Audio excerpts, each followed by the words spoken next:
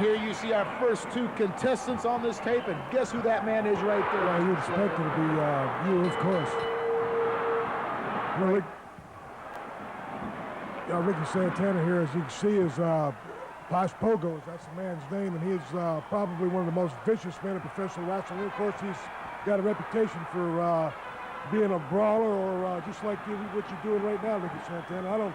I don't believe in the tactics that you're doing right now myself. It looks like you're breaking a little bit of the rules, but I don't know what the outcome of this match is going to be right now. But I know deep down in the wrestling fans' mind that I'm sure all these people are behind you 100%. Well, that's correct. And yes, you don't know the feud that was carried on between myself and Mr. Pogo. I have since eliminated him from the wrestling scene here in the Caribbean, but that's neither here nor there. I'm just taking it to him, taking the advantage. As you could say, I might have just Pearl Harbored him. Yeah, as you can see right now, you got the man in a bad position. He's got this coat wrapped around his arms, and here you got him at a full body slam, and down he goes on the mat. And he looks like he's in a lot of pain right now. Well, that's what was my intentions from the start, to teach this man a lesson. I know he's world-renowned. He's been in the Pensacola area. He's been in the Memphis area. He's been in some of the top places in the world, even Bachelor's down here in Old San Juan. He's been there a few times, I hear. Oh, Bachelor's, huh? Well, that's a pretty funny joint. I've never been in there myself. I wouldn't go into Bachelor's. I don't have to worry about going into Bachelor's. Right there, you see me uncork a big right hand, trying to improve his looks there. That's probably why he wears the paint. Wouldn't you say so? I don't know why they wear the paint. I've never worn any paint myself. I think I wear paint just to try to psych your opponent out. But as you can see right now, you don't look like you're too psyched out right now. I'm really not familiar with this man Pogo, but I'm sure that you got the upper hand right now. But I'm sure down the line here that this man's one heck of an athlete, and down the line here, I'm sure he's going to do something to you to stop you in what you're doing right now. Well, the reason that I am wrestling this style of match, usually I abide by the rules. I'm very proud of my scientific caliber, but Mr. Pogo doesn't constitute that. He doesn't abide by any rules, and I'm just taking it to him before he takes it to me. Well, right here, I'll show you. You just give him a full body suplex, and he's got his foot up on the rope there. You know, it's a real tough job for the referees in these kind of matches because, as we said, this is probably going to be one of the most bloodiest, most violent professional wrestling tape that these people have ever seen, any wrestling fan. This is true. I'm just going out for total vengeance. I've thrown caution to the rules, and sooner or later, Mr. Pogo's going to have to pay for his deeds, and this is the night that he had to pay for them. Well, with you right here, he's turning it around the other way on you right there. Now he throws your shoulder right into that pole, Ricky, and I know exactly how it feels to get thrown into a hard steel pole. And right here, he's got you in a bad position as he's going to throw you right back in the ring. Well, I was temporarily stunned there, and yes, you are correct. Anytime you hit a steel ring post, it slows you down. It slows your momentum down, but I'm not down and out as you may think I am. It comes off the big punch off the top rope. You know, they climb the whole top rope. The higher, it seems to be the higher a monkey climbs the tree, the smaller it seems to be, you know. Yeah, if you can understand that, then you're smarter than I am. Well, I am pretty smart. Yeah. Well, right there, yeah, look how smart you are. Right there, you're not doing too good there, Ricky. And I'm sure I've seen the run sheet on these videos, and I'm sure that you're on this tape 2 or 3 different times. I'm sure that you have something to do with the production or something here. I don't know. Maybe you're just a little prejudiced, or maybe you just like to look at yourself. But look at yourself right now, and here you see Pogo get back in the ring right there, and you don't look like you're doing too well right now. Well, right now I'm taking a breather, and you ought to know you've been in the wrestling wars for a long, long time. I used to watch as a kid. Anyway, you take a breather out there and you get yourself psyched up and you get back into the ring and you're ready to go once again. Here you are, you're a little bit shaken up here. Just trying to get rid of the cobwebs that are in my head right now. These savate type kicks, you know, these martial arts that Mr. Pogo has incorporated, being that he is from the Orient, they take your toll. It's something that I wasn't accustomed to, I wasn't prepared for. Right here, he's got you again. He runs you right back in that steel pole, right on your head. And now he's got you again. You run right back in the steel pole again, right on your head. Well, you know, a lot of wrestling fans don't understand that when you get run into a steel pole like this, it tends to lacerate you one way or the other. It takes its toll, and of course, Pogo at any time, his hands are just about the worst weapons that a man could use in a wrestling match, because he's used all that martial arts. He breaks bricks, blocks. smashing car windows. I've seen him do everything, kick windows in. I've seen him kick a few heads, and I'm seeing him kick a few heads right now. But he's doing one heck of a job to you right now, Ricky Santana. Well, I'm just temporarily grounded. You know, my wings have been clipped for a second. You know, not severely lacerated, but there he goes. That's one of his martial art tendencies, or biting. Yeah, I'm sure you've bitten a few in your day, haven't you? Well, that's right. Eye for an eye and a tooth for a tooth, they call it. When that time comes, you're fighting for your life a lot of times in the ring. You think that people are wrestling just to put you on your back for the 1, 2, 3, but that's not the case. There's a lot of big egos in professional wrestling, and when you get a man in bad problem like you're in right now, then of course he's taking full advantage of the situation right now, and you're laying there, and I know how you feel right now, but I'm glad it's you and not me. Well, the difference is that I am going to be able to make a comeback here, even though he tried to open me up like a beer can. I'm sure you're pretty good at that, too, opening up beer cans. Yeah, I've opened a few beer cans in my life. Yeah, rumor has it. But as you can see, I never give up here. I never let myself get in a predicament where I can't find my way or find where I'm at and get my senses. Well, Sonny, anytime they say you give up, you're not one hell of a man. I've never given up to anybody in any kind of match at all. And I'm not saying that I've come out of the ring every time I've got in a ring. It will look like you right now, a little bit cloudy. I've been knocked out, and I've been pushed around like every other professional wrestler. But this right here is what you're looking at today, ladies and gentlemen, on this wrestling tape is probably the most vicious, the most bloodiest matches in professional wrestling. And you can see right now, Ricky Santana, that you could use about a few pints of orange juice. Oh yeah, I'll definitely need a few pints of orange juice, maybe a few pints of blood after this match is over. I'm heavily lacerated, but you notice right there, Mr. Slater, I keep fighting back. The tenacity that I possess doesn't let me quit, and that's the difference between your average wrestler and your great wrestler. It's okay. You're just sitting here bragging. I don't care.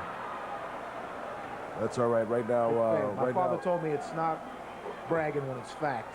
Well, right now, you just took a full turnbuckle right there, and of course here's I'm not familiar with this masked man out here, but he's watching interest now. He's got the sleeper on you.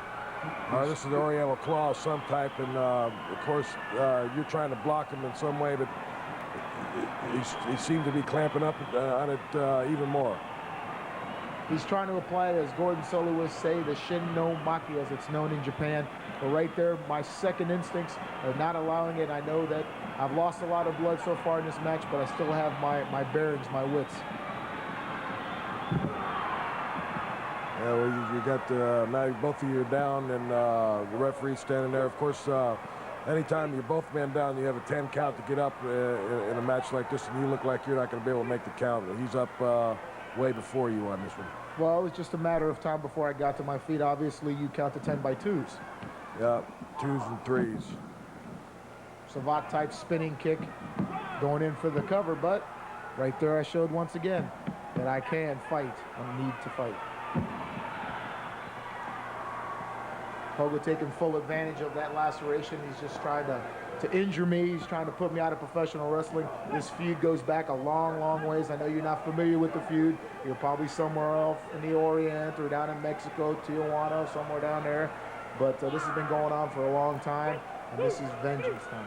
Yeah, well, you know, just like I said earlier when we first started this show, that this tape here is probably a special tape that they wouldn't show to the normal public because of the violence and of the blood that's involved, and you know, it's like going to a car race or something like that. I mean, people don't like go to car race, see the winners. They want to see who's going to crash. But they never showed a crash. Right here, you look like you are really in a lot of trouble. Yeah, I'm in a lot of trouble, and yes, this is one of those tapes, like you said, that it's not normally shown to the public because of the violence. This is the violent side of professional wrestling, and this is what you have to deal with when you become a professional wrestler, and you just have to have the tenacity and the internal fortitude to continue, even though you're lacerated. You can see my body right there. Just I don't know what you're trying to do. You're trying to knock down flies there. So now you're up. That's called momentum, Mr. Momentum. That's called fan response. It looked like it was a fly catching to me. I don't know what you were doing there. Now we'll see. Now you're trying to turn the tide here on. Well, shoot, didn't work. You know, don't ever. I want to give you a little professional information here, a little professional advice. Don't ever throw somebody in the ropes like that when you can't see where you're throwing them, and then expect to do something that comes off. And see what happened to you right here. He's just getting right up on the top rope, and this man was famous from jumping off the top rope with all that 250 pounds right on the top of your head. And I'm sure right now you could use a few Excedrin. Well, yeah, it's an Excedrin time.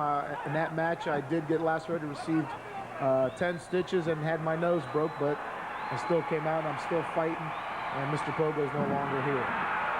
There, Pogo just went to drop that knee across your head, and you moved out of the way on that. Obviously, he should have taken one of your lessons in not doing something unless you know your opponent is totally no, I just never have myself in that bad position where I have to worry about that. That's the most important thing. Is the key of it is not the fancy moves and all that stuff in the professional wrestling. The key is knowing where to be at the right time. Otherwise, you end up just looking just exactly like you do right now.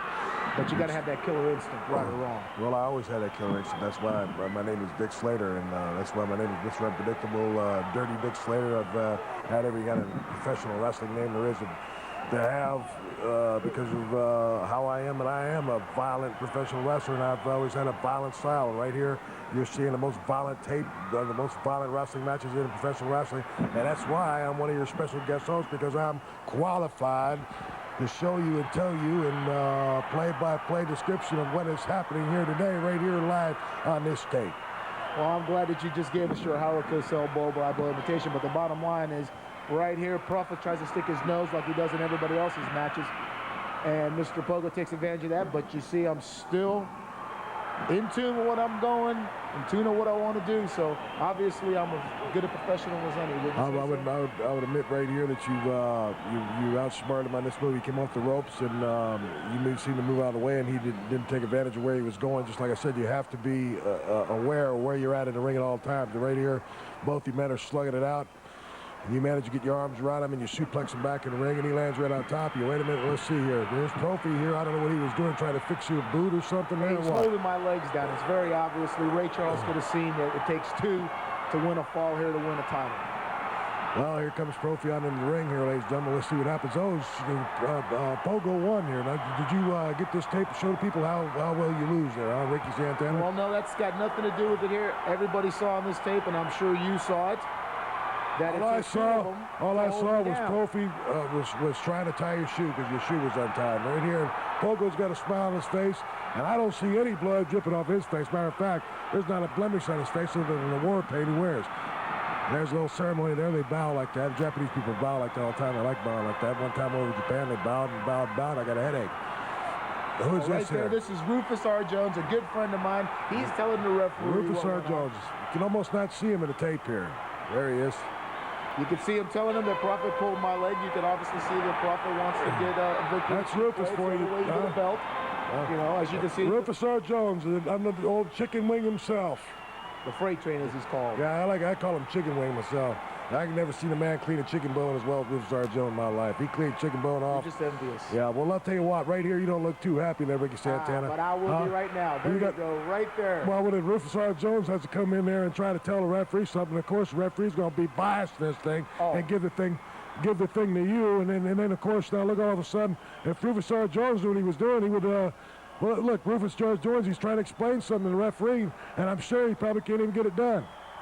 Well, you're probably trying to say what you want to say, but the bottom line here is, Dick Slater, is that I come out a champion, bloody, but still a champion. All right, well, ladies and gentlemen, we'll be back here in a minute. We're going to be having another wrestling match here.